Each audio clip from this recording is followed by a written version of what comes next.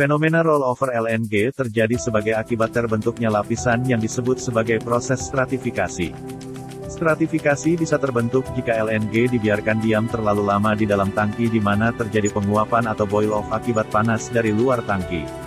LNG di dalam tangki akan mengalami penguapan di permukaan sehingga mengubah komposisi, temperatur dan densitasnya.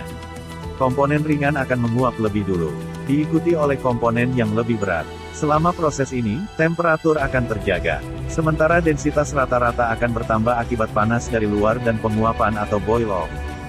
Lapisan atas akan menjadi lebih berat, akan tetapi lapisan bawah, yang juga mengalami pemanasan dari arah samping dan bawah, tidak bisa menguap ke permukaan karena tertahan oleh lapisan di atasnya. Akibatnya lapisan bawah perlahan-lahan menjadi bertambah panas sehingga densitasnya yang semula lebih tinggi menjadi turun. Lapisan bawah menjadi lebih ringan. Meskipun awalnya terpisah dari lapisan atas, karena lebih berat perlahan tetapi pasti terjadi penetrasi lapisan bawah ke lapisan atas.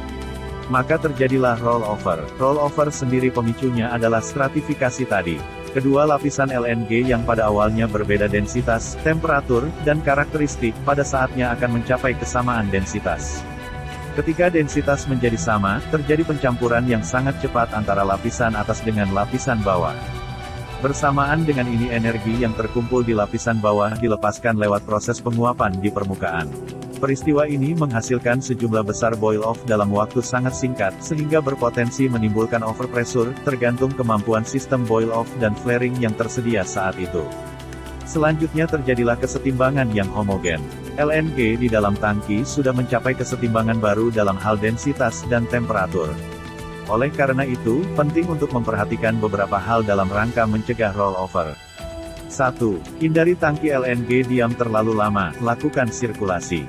2. Lakukan top fill jika densitas LNG yang masuk lebih besar dari densitas LNG di dalam tangki. 3. Jika sebaliknya, lakukan bottom fill.